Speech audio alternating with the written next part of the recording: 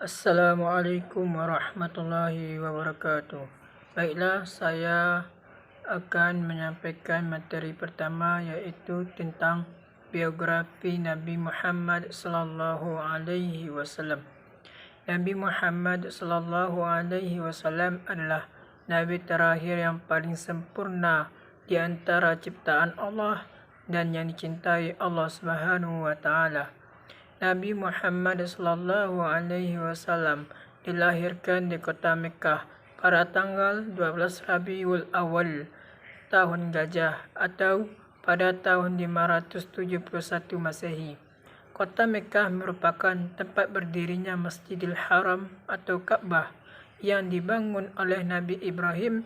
Nabi Muhammad sallallahu alaihi wasallam berasal dari suku Quraisy yang dinamakan Bani Hashim. Dinamakan Bani Hashim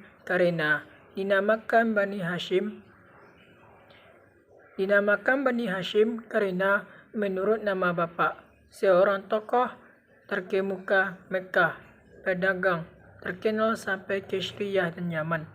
Sekian, terima kasih. Saya kembalikan kepada moderator. Baiklah, saya Ira Fatmawati dengan NIM 2121087 akan membacakan materi yang kedua, yaitu kondisi Madinah sebelum kedatangan Nabi Muhammad SAW. Kota Madinah sekarang ini berada di wilayah kekuasaan pemerintahan Kerajaan Arab Saudi. Kota Madinah terletak sekitar 160 km dari Laut Merah dan pada jarak kurang lebih 350 km sebelah utara dari kota Mekah. Kondisi tanah kota Madinah dikenal subur. Di sana terdapat desa-desa untuk tanah pertanian. Oleh karena itu, penduduk kota ini memiliki usaha pertanian. Selain berdagang dan beternak, usaha pertanian ini menghasilkan sayur-sayuran dan buah-buahan. Tentunya, kondisi Madinah berbeda dengan kondisi Mekah yang tandus dan gersang. Sebelum Nabi Muhammad hijrah ke kota Madinah disebut dengan Yastrib.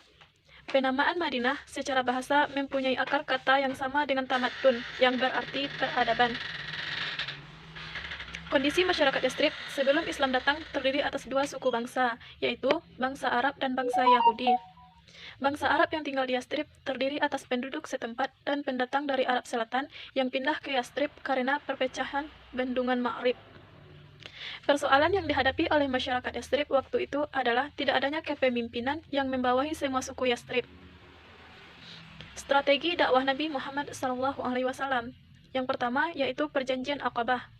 Peristiwa hijrahnya kaum muslimin Makkah ke Madinah, selain kondisi dalam masyarakat Makkah yang sangat keras terhadap dakwah Islam, juga disebabkan oleh perjanjian penting yang sudah disepakati, yaitu Perjanjian Aqabah, yang berlangsung 2 kali di Bukit Aqabah yang disebut dengan Bayatul Aqabah 1 dan Aqabah 2. Perjanjian Aqabah 1 terjadi pada tahun ke-12 kenabian. Pada saat itu, 12 orang laki-laki dan seorang perempuan dari suku Khazraj dan Aus, Madinah, datang pada Rasulullah di Mekah. Mereka menyatakan diri untuk masuk Islam. Mereka berjanji bahwa kami tidak akan mempersekutukan Allah dengan sesuatu apapun, kami tidak akan mencuri, tidak akan berzina, tidak akan membunuh anak-anak kami, dan tidak akan ada fitnah-memfitnah.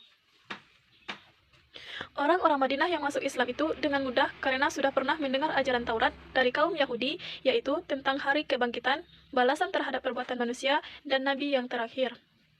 Perjanjian Aqabah 2 berlangsung 1 tahun kemudian.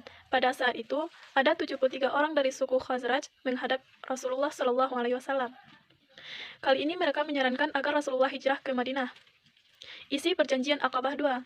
Yang pertama, akan selalu mendengarkan dan menaati Nabi Muhammad SAW. Yang kedua, menafkahkan harta, baik dalam keadaan mudah maupun dalam keadaan yang sulit. Yang ketiga, melakukan amar ma'ruf nahi mungkar. Yang keempat, tetap tabah menghadapi celaan kaum kafir. Yang kelima, melindungi Nabi Muhammad SAW, menjamin keamanan beliau, sebagaimana membela dan melindungi keluarga mereka sendiri hingga titik darah penghabisan. Baiklah, sekian materi yang saya sampaikan. Selanjutnya materi yang ketiga yang akan disampaikan oleh Saudari Roza Arisana. Kepada saudari, dipersilahkan.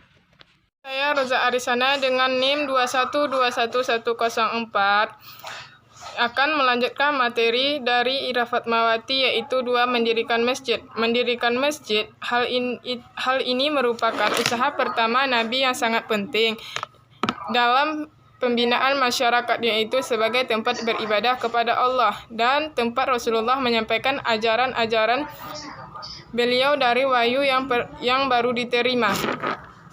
Masjid yang pertama kali dibangun oleh Nabi Muhammad yaitu Masjid Nabawi. Kemudian umat Islam berturut-turut membangun beberapa masjid, yaitu Masjid Jumu'ah, tempat pertama Rasulullah melaksanakan sholat Jumat.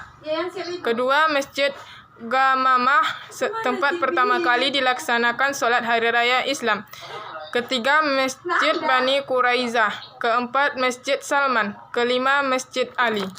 Selanjutnya, Ukhuwah Islamiyah. Dasar persaudaraan yang dibangun oleh Rasulullah adalah Ukhuwah Islamiyah, yaitu persaudaraan yang didasarkan pada kesamaan suku. Para sahabat yang dipersaudarakan antara lain: 1. Abu Bakar As-Siddiq dengan Kharijah bin Zuhair. 2. Umar bin Khattab dengan Itban bin Malik. 3. Utsman bin Affan dengan Awas bin Sabit. 4. Zubair bin Awam dengan Salamah bin Salamah. 5. Salman Al-Farisi dengan Abu Darda. Tujuan persaudaraan mereka adalah agar satu sama lain saling tolong-menolong, yang mampu menolong yang kekurangan, serta untuk menyelamatkan rasa asing pada diri sahabat-sahabat muhajirin di kota Madinah. Materi selanjutnya meletakkan dasar-dasar negara. Selanjutnya, Nabi Muhammad SAW merumuskan piagam yang berlaku bagi seluruh kaum muslimin dan orang-orang Yahudi.